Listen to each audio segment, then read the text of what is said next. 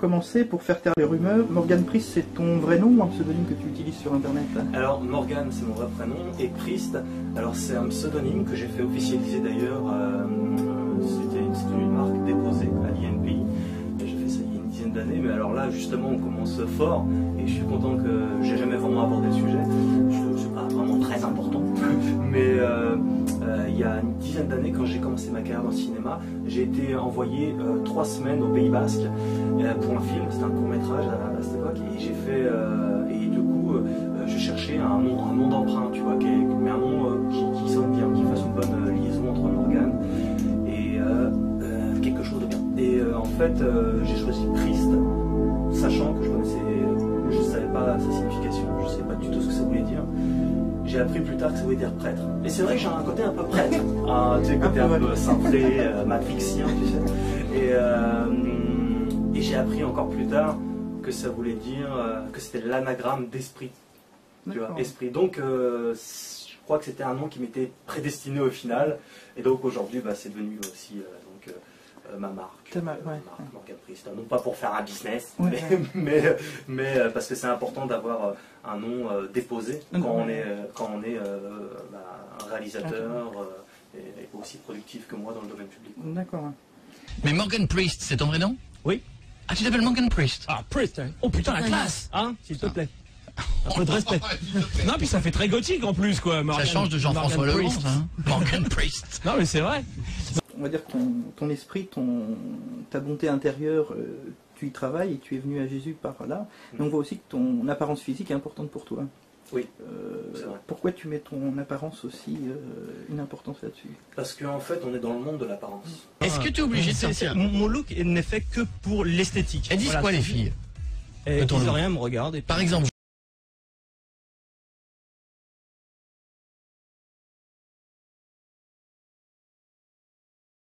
mon métier, puisque je suis acteur, et puis pour l'entraînement, puisque je fais de la musculation, des arts martiaux, des choses comme ça.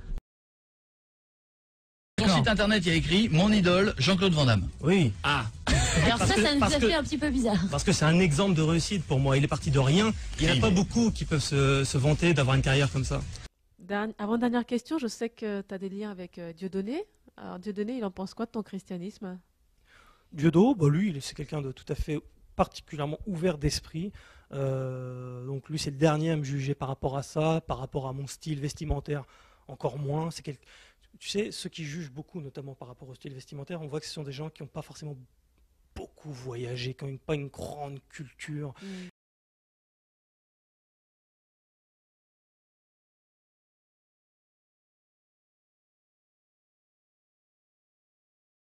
Et lui, c'est quelqu'un qui a une immense culture. Tu sais, bon, il a voyagé à gauche, à droite, il en a vu d'autres. Mais par rapport à ta foi au Christ, plus précisément, il en pense quoi? J'y viens. En France, en Occident, c'est très compliqué de se repérer. C'est pour ça que je vous parlais du Christ également prophète de l'islam. Parce qu'il y a beaucoup de gens en France, et dans les gens qui nous regardent dans la francophonie, qui sont de tradition chrétienne. Ces gens-là doivent comprendre que Jésus était prophète de l'islam. Il a annoncé la venue du messager, Mohammed. Et il l'a anticipé.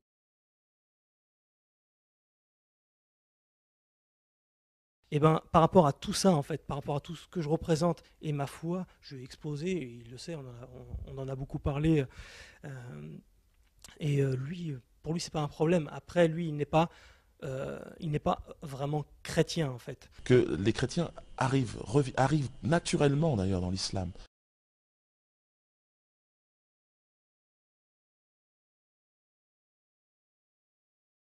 J'invite à ceux qui le soutiennent, et même ceux qui ne le soutiennent pas d'ailleurs.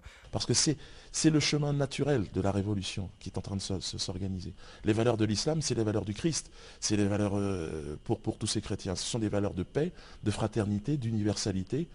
Il n'y a que ce chemin-là qui nous conduira à l'unité. Vraiment. Il porte bien son nom, Dieudonné.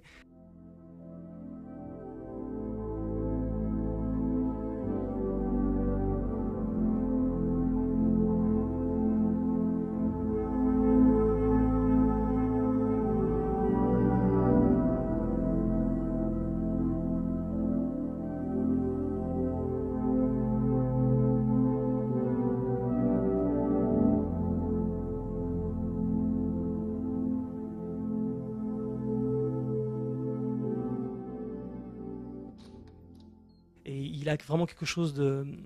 Le divin est avec lui parce que ses combats sont pas hasardeux. Je suis humoriste depuis près de 25 ans maintenant, artiste, j'ai un théâtre à Paris.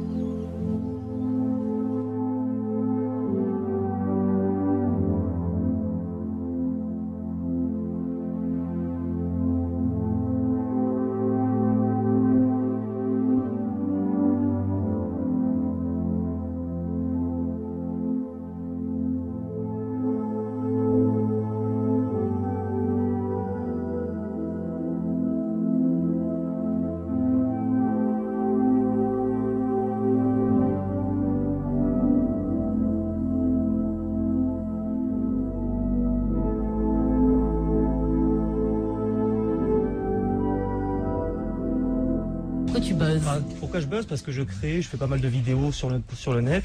Et je suis passé sur le site de TF1 plusieurs fois. Et bon, et j'ai fait des caméras cachées, pas mal de sketchs aussi.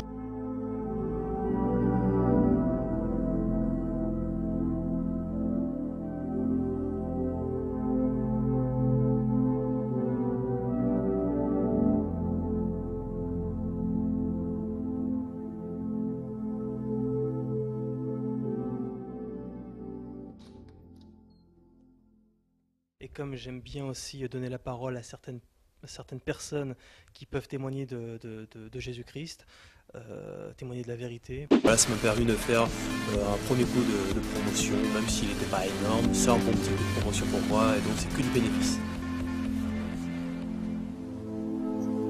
Je pense à remercier mes fans, parce qu'ils le valent bien, parce qu'ils me donnent beaucoup de soutien sur internet, beaucoup de messages.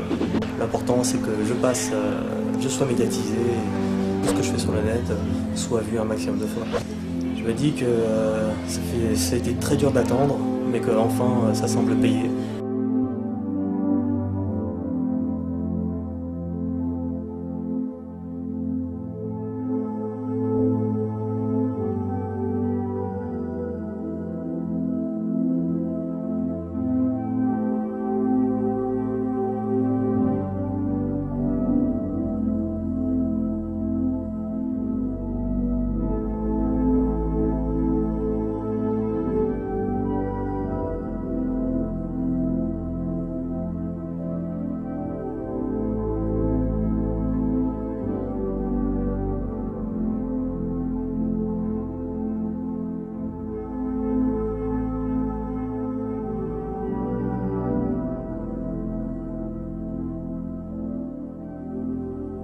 Et parce que quand on te voit sur scène, par exemple, on voit que tu aimes bien être sur scène quand même et que tu as beaucoup d'humour. Hein. Est-ce qu'un projet de one-man show, ça serait pas quelque chose de bien? Ouais. Une bonne idée? J'ai déjà pensé, ouais. T'as déjà pensé? Ouais, j'ai déjà pensé à ça. C'est une bonne chose peut-être pour sortir Ouais. quelques idées? Bah ouais, il y a de quoi rire avec toutes les conneries qu'on voit sur moi, sur internet, tout ce que je vois dans la rue. La vie est un grand sketch, encore une fois. Hein. Je vois toujours les choses en termes de fiction, mais c'est... Quand tu regardes les gens, tu te marres des fois. Mais c'est trop marrant. Moi, quand je vais à ma salle de sport, c'est un sketch. Tu sais, je regarde beaucoup le comportement des gens et il est tellement puéril, tellement ridicule et tellement misérable que je ne peux qu'en rire. Tu vois, je ne peux qu'en rire pour dédramatiser la chose. Pour moi, le rire, c'est vraiment essentiel parce que sinon, je ne supporte pas. C'est ma catharsis à moi. Pour ça, je rigole beaucoup de choses, même dont on ne rigole pas forcément. C'est parce que j'ai du mal avec cette réalité. Il faut que ça sorte. Moi, ça sort par le rire, par les sketchs. Il y en a qui le comprennent, d'autres pas. Il y en a qui vont dire que je vais trop loin, que je suis trop trash, tout ça. Mais ils n'ont pas compris le message, parce qu'ils ont l'esprit trop étroit. Qu'est-ce que tu as comme projet? Des livres? D'autres films? Oui, un livre sur l'histoire, parce qu'il y a beaucoup de choses à raconter. Oui. Même quand je parle, j'oublie plein de détails. Je me dis, attends, des fois j'aurais dû dire ci, j'aurais dû dire ça. Et voilà, donc toujours des témoignages. C'est ça, c'est donc super important pour moi. Qu'est-ce que j'ai d'autre comme projet? J'ai aussi quelques projets musicaux. Je sortirai un clip prochainement, une musique chrétienne, assez différente de ce qu'on voit d'habitude. Donc ça va baser. Il y a beaucoup d'électro dedans, c'est très atmosphérique, très instrumental. Après, j'ai presque l'embarras du choix. J'ai presque envie de Quand dire. on voit que tes vidéos arrivent à plus de 150 000 vues, même, sur certains témoignages. Certains témoignages, c'est pour, les gens savent bien quand sous mon nom, ils vont toucher des milliers de gens. C'est pour ça aussi que tu m'interviews aussi, c'est parce que je sais très bien que mon témoignage va toucher des milliers de gens. D'être peut-être encore plus productif, d'avoir un statut un peu plus, disons, entre guillemets, élevé, mais un pasteur, ça ne fait pas de moi un être parfait. La vie de chrétien, c'était une longue évolution, et parfois je vais décevoir des gens, parfois on va m'aimer, parfois on va me détester. Voilà, le but, c'est de répondre à beaucoup de ces choses-là, donc ça va être une grosse série de vidéos, tu vois, où je vais me faire encore plein d'amis, mais je m'en fous. Et on peut suivre tous tes enseignements sur YouTube ou sinon sur ton site internet morganpriest.com. Oui, c'est ça, morganpriest.com, et ma page Facebook Morgan Priest officiel, et ma chaîne YouTube, il y en a qu'une.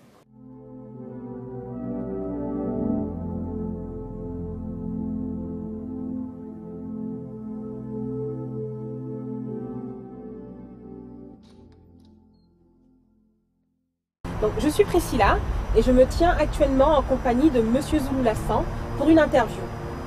Et on aimerait d'abord savoir pourquoi ce pseudonyme, que vous nous donniez vraiment ce mystère sur Zoulou Lassan.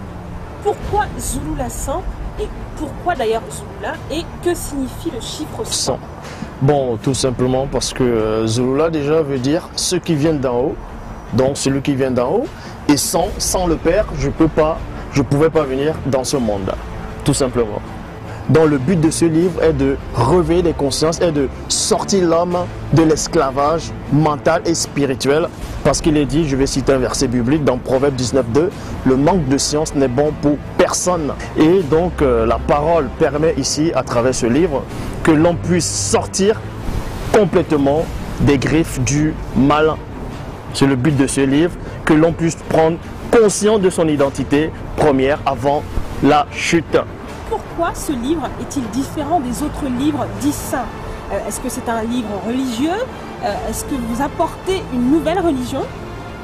Dites-nous en plus. Merci pour la question. Je n'apporte pas une nouvelle religion parce que, premièrement, avant de poursuivre, la spiritualité est une question de race. Et ce que ce livre a de nouveau, je ne dirais pas nouveau, parce que c'est un livre qui apporte la vérité authentique que les autres livres n'ont pas. Voyez? Donc ce livre regroupe tout le savoir de l'humanité. Ce livre-ci contient le secret de l'humanité tout entière.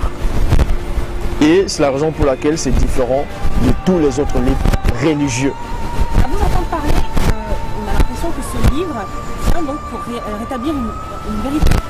Si je peux même aller jusque-là, la vérité. Rétablir la vérité.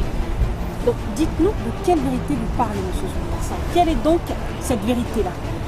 La vérité originelle. Ceux qui pensaient détenir la connaissance ont volé l'histoire du peuple élu du début. Ils ont écrit la Bible avec. Donc l'histoire du peuple de Dieu, en tout cas de l'Afrique ancestrale, est contenue quelque partie dans la Bible.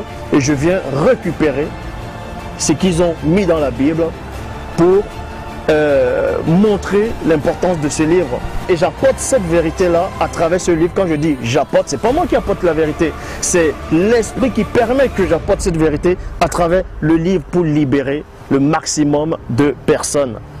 Donc le livre contient cette vérité originelle et la vérité, c'est de connaître le Dieu véritable, l'Oba, qui vit inexplicablement hors de toute réalité. Mr. Lover, lover, lover. Now Mr. Lover, lover, lover, girl. Mr. Lover, lover, lover. Now Mr. Lover, lover. She call me Mr. Bombastic, tell me fantastic. Touch me on me back, she says I'm Mr. Romantic. Call me fantastic, touch me on me back, she says I'm Mr. Romantic. Très bien, très clair. Donc, vous dites apporter une vérité authentique, la vérité. La vérité.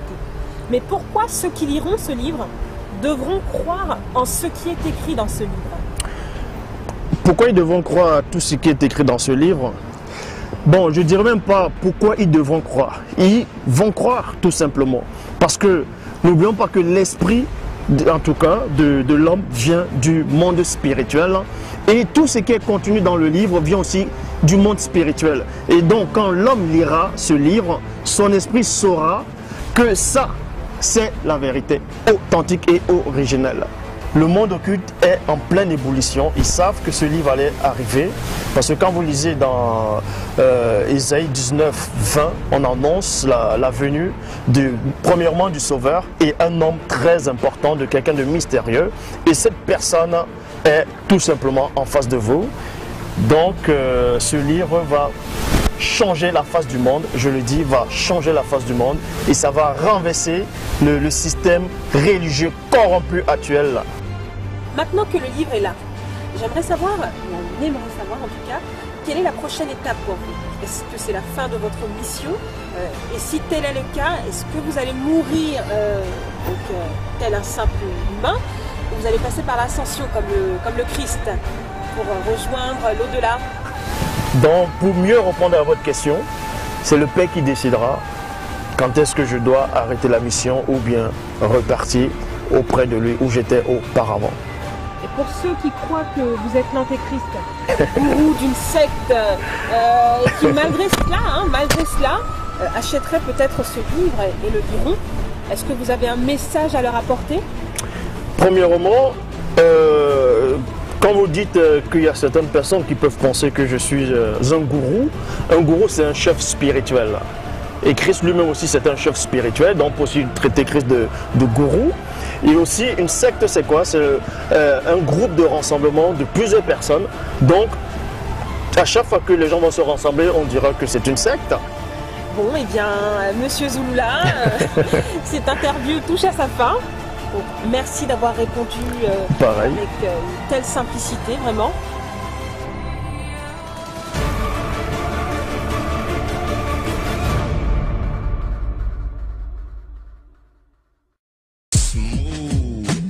Just like a silk, soft and cuddly, hug me up like a quilt. I'm a lyrical lover, now take me thin or filled with my sexual physique.